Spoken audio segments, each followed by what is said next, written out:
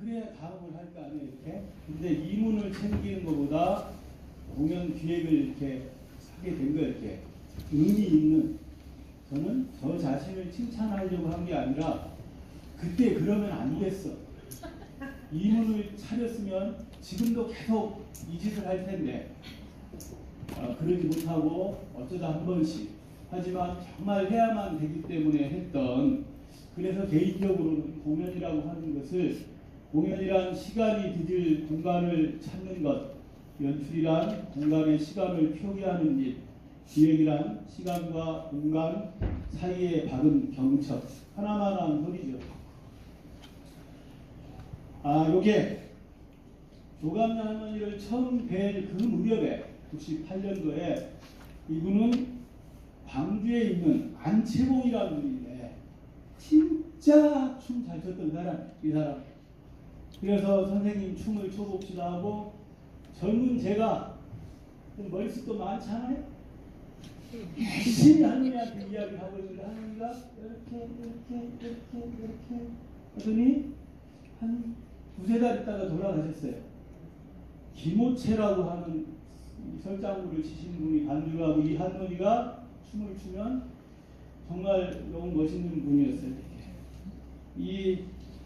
이런 분들이 많아서 그분들을 이제 찾아다니다가 그랬고, 이거는 그 해, 그때가 98년인데요.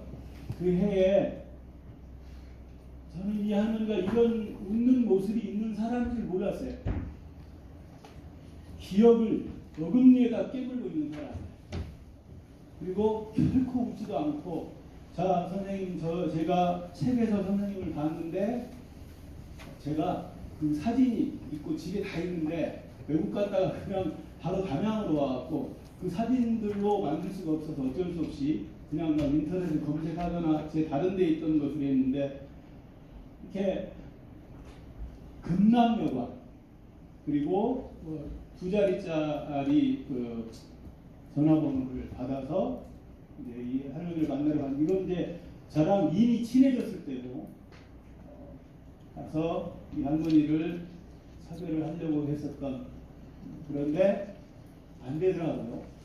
그래서 10년 지나서 2007년에 98년에 빵꾸를 맞고 2007년에 그때까지 이제 제가 계속 공연을 하게 됐어요. 개인적으로는 공연에 대해서 이렇게 생각을 해요.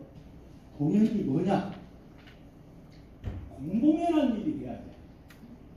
공연한 일이 되면 안 돼. 무슨 말인지 아시겠죠? 공연이 해서 지들끼리 싸워. 손님도 없고. 근데 공연을 했으면 그 공연이 그래도 공신력 있고, 야, 사람들이 다 알아서 그래도 인용이라도 하고 말이라도 할 수 있는 그런 거. 그러다 보니까 생각을 해요. 이렇게 공연을 하려면, 제 개인적으로 공연할 때 가장 힘든 게 포스터 만드는 거. 잘 만들어야 돼요. 요게 그 캐치라는 포스터예요. 개인적으로는 지구상에서 가장 잘 만든 포스터라고 생각해요. 그러니까 눈깔 두 개만 찍으면 다 알아봐요. 캐치라고. 그럴 수 있는 기호가 생겼으면 좋겠다. 저도 나름대로는, 요거는 전통을 하면 다 손님이 되었어. 오늘 좀 춤이라도 췄으니까 앉아있지. 조금 가실까요, 여러분? 계속 웃고 있죠, 제가?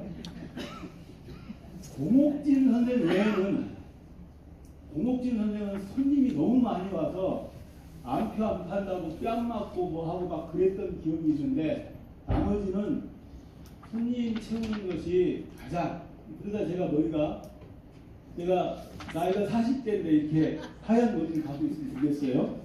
이렇게 됐어요, 이렇게. 근데 역시 아까 개 꼬막고기처럼 우리 공옥진 창구 공연비 600만 원 중 200, 일중무용상 이렇게 됐잖아요, 이렇게. 근데 진짜 장 한 5년 6년 이렇게 한 1년 뭐 해서 진장. 근데 실제로 진장하면 어디예요? 외관장을 진장이라고 하고, 우리는 국간장이라고 뭐 이런 이름으로 있는 거지. 아니 이런 젠장이 어디 있어요? 똑같은 거예요. 살풀이가 원래 살풀이 춤이었는데 수군 군자들이 갑자기 여기를 민살풀이라고 하고 자기들이 신체들이 전부 다 그 이야기를 했으니까 조광렬 선생은 몹시 불쾌해했어요. 그래서 여기 써져 있죠. 문이 없는 그 문자 반지라고 하잖아요. 그렇게 해서 문자를 붙이겠다. 이거는 조광렬 선생님을 이렇게 하려고 노력하셨고, 한국의 그 명무라는 책을 사진 찍은 정말 대단하신 선생님께서 이제 그 이야기를 하셨어요. 이렇게 조광렬은 내가 추는 춤이 살풀이 춤이 왜 민살풀이 강하게 그런 것 같아요. 그런데 판소리에 보면 특히 남원에 있는 소리들, 여기는 동편 소리들이 판소리에서 뭐랄까 적벽가를 하면 그냥 화용도 타령이야. 그리고 군사설은 아니 그 시골 사람들이 무슨 뭐 왕장상도 아니고 막 그 삼교초래가 중요하고 이런 게 아니라 전쟁하면서 막 자기 부인한테 줘야 될 주고 싶은 전쟁터에 나온 남자가 바늘 한 쌍을 갖고 내가 돌아가면 뭐 주리라 뭐 이런 내용이니까 얼마나 설득력이 있겠어. 주제에 대해서 처음에 이렇게 섭외를 받고요. 굉장히 떨렸습니다. 저는 사실 제가 출생 지역은 대구이고요. 권명화 선생님께 고등학교 3학년 무렵에 선생님이 여러 춤을 섭렵을 하면서 경상도 지역에서 생겨난 근대 춤의 역사들에 대해서 연구한 바 있었습니다. 그리고 그 연구하는 과정에서 조광렬 선생님의 춤을 알게 되었었고요. 그래서 이렇게 뜻깊은 자리에서 연구하면서 처음으로 이렇게 그 연구하게 되면서 굉장히 떨리기도 하고, 또 특히나 조광렬 선생님의 삶과 그리고 민살풀이 춤에 대해서 너무나 많이 알고 계시는 전문가들 앞에서 제가 이렇게 저희 첫 연구 과제에 대한 이야기들을 펼친다는 게 더 뜻깊기도 하면서 더 떨리기도 하는 것 같습니다. 발표를 시작해 보도록 하겠습니다.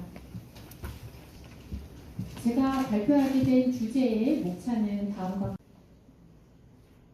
네, 안녕하세요. 저는 이제 송유숙 예술감독님을 대신해서 발표를 맡은 예원입니다. 저희 예술감독님이 그 유산원 일이 조금 겹쳐서 제가 대신해서 발표를 하도록 하겠습니다. 저는 이제 군산 출신이고 전주를 베이스로 활동하고 있어서 군산에 그 장기도 선생님의 민살풀이도 있고 또 가까이 전주이다 보니까 조광렬 선생님의 민살풀이가 굉장히 친숙하게 다가오는데요. 따라서 오늘의 자리가 저에게도 굉장히 뜻이 깊습니다. 자, 그러면 조광렬 민살풀이춤의 미학적 탐색에 대해서 주제 발표를 시작하겠습니다. 네, 안녕하세요. 저는 무용인류학자이고요. 본업은 무용학자로서 무용에 관련된 역사 연구라든지 여러 그 연구를 하고 있고, 그 다음에 부업이 예술 경영 쪽이에요. 그래서 예술 경영 분야에서도 강의도 하고, 그 다음에 제가 문화 콘텐츠를 만들어서 기획 제작하는 경우가 많습니다. 저는 그 의뢰를 받고 어떻게 하면 이걸 이제 그 저의 본업과 부업을 합쳐가지고 여러분한테 잘 전달하고, 그 다음에 또 그 남원을 위해서 좀 유용한 그런 정보와 지식을 드릴까 해서 이렇게 남원 건건의 역사 문화적 카르토그라피와 조광렬류 민살풀이춤의 가치 학살을 위한 전략이라는 주제로 발전을 만들었습니다. 관광객, 외국인 관광객 때문에 체험이 중요합니다. 예를 들어서 정말 뭐 남원 경번 시절에 먹었던 뭐 밥상이라든지, 그 다음에 궁도 체험이라든지, 그 다음에 예법을 배운다든지, 서예를 배운다든지, 이런 것들을 좀 복원을 해서 체험하는 프로그램이 필요할 것 같고요. 그 다음에 가장 중요한 건 뭐냐면, 이렇게 기념관 전시관이 있지만 이걸 통해서 뭔가 자료를 저희들이 보고 문화 콘텐츠로 다시 만들 수 있는 그런 소스가 있어야 되는데, 이런 것들이 조금 부족한 것 같아요. 그래서 남원시는 남원 전통춤의 디지털 플랫폼을 조광렬 살풀이 명문관을 통해서 구축한 것이 필요할 것 같다는 생각입니다. 그래서 이 문화 콘텐츠 토대로 해서 전통 자원, 춤 자원을 수집을 하고 데이터베이스를 만들고 이 춤들에 대해서 해제를 붙이고 그 다음에 번역을 하고 그 다음에 교재로 만들고 다양하게 활용할 수 있도록 플랫폼을 만들어야 되지 않나 생각이 되는데 이를 위해서는 물론 예산도 필요하지만 아카이브 기능이라든지 R&D 그 사업이 보강되어야 될 것이라고 생각합니다. 그 다음에 가장 중요하죠. 조감노유 민설거리 춤의 무형문화 유산이 이제 그 지정이 시급하다고 생각이 되는데 그러려면 조감노유 민설거리 춤이 더 활성화되어야 된다고 생각합니다. 보존회가 이제 요즘 굉장히 이제 그 활발하게 활동을 하고 있는데 좀 활동 무대를 더 확장을 해서 서울이라든지 아니면 도시 간의 교류를 좀 더 활성화하고요. 특히 저는 권장하고 싶은 건 뭐냐면 아까 이제 뭐 그 시범을 보여주셨던 분들 중에 보면 뭐 리일무용단 소속이라든지 창작춤을 또 하시는 분들이 제주 받으신 분들이 많아요. 그래서 이런 그 보존회 회원들이 연구를 하고 그 다음에 새로운 공연을 또 만들고 아니면 더 그 전통춤에 더 매진을 해서 렉처 아니면 리서치 공연을 그 아주 지속적으로 해가면서 좀 더 이제 그 조감녀유 살풀이 춤, 조감녀유 춤을 다양성을 확대를 하고 그 다음에 맥락 정보 아까 얘기했던 용성문이라든지 이장선이라든지 이런 맥락 정보들을 더 확산해야 되고 아까 지덕 선생님 말씀하셨죠. 다각도에서 얼른 노출이 되어야지만 이 춤이 중요하구나 이런 것들이 전 국민에게 그 인식이 됩니다. 그래서 좀 더 그 홍보를 많이 하셔야 되고 그 다음에 이제 무형문화유산 지정에서 더 노력을 하셔야 되는데 저는 이제 이 그 보존회가 아니면 남원시가 어디를 타겟으로 하는지는 모르겠어요. 그래서 남원시 향토 무형문화유산으로 한다면 조감녀 살풀이 춤이 맞을 것 같고 전라북도 시도 무형문화유산을 타겟으로 한다면 남원공원 민살풀이 춤 맞을 것 같고 그 다음에 이제 또 이제 그 가장 이제 바라는 게 아마 국가무형문화유산일 텐데요. 이거는 우리가 뭐 민살풀이 춤이 때문에 그게 아니고 지금 그 문화유산청에서 추구하는 건 뭐냐면 살풀이 춤, 승무, 태평무 이렇게 돼 있으면 이 살풀이라고 붙어 있으면 살풀이 춤 안으로 들어가요. 그 예속이 될 수가 있어요. 그러니까 국가무형문화유산으로 한다면 살풀이 춤 안에 하나를 더 플러스할 수 있는 민살풀이 춤이 들어갈 수 있도록 노력을 해야 된다. 이걸 말씀드리고 싶고요. 왜냐하면 무용계에서는 여태까지 즉흥춤이고 입춤의 형태라고 생각했기 때문에 입춤으로 분류해서 이거는 입춤을 새롭게 뭔가 종목을 만들어서 노력을 해야 된다고 생각했는데 오늘 막 다 들어보면 거의 다 살풀이 춤에 포커스가 있거든요. 그러면 살풀이 춤 안에 그 들어갈 수 있도록 노력을 해야 된다 이렇게 생각이 되고요.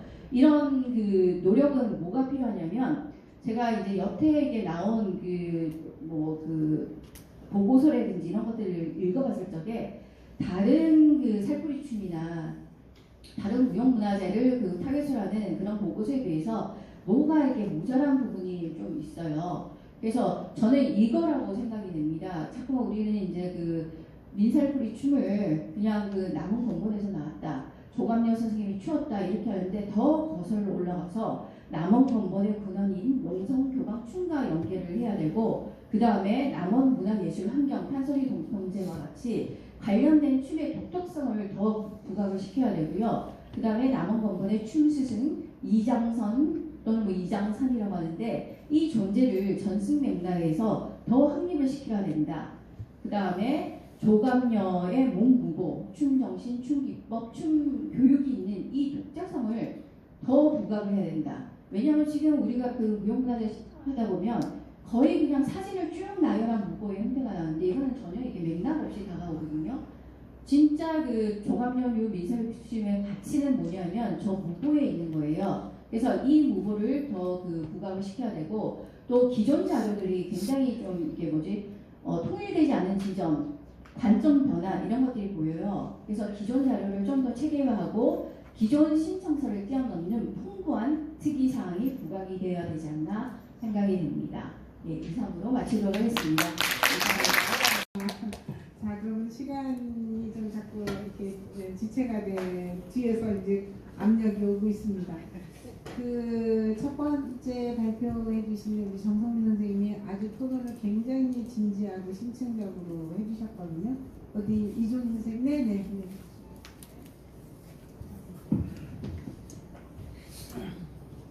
제가 발표도 진옥서 선생님 다음으로 해서 굉장히 부담이 됐었는데 답변조차 지금 진옥서 선생님 뒤에 하게 되니까 심장이 이 행사가 시작되는 처음부터 시작해서 지금까지 떨리는 것 같습니다.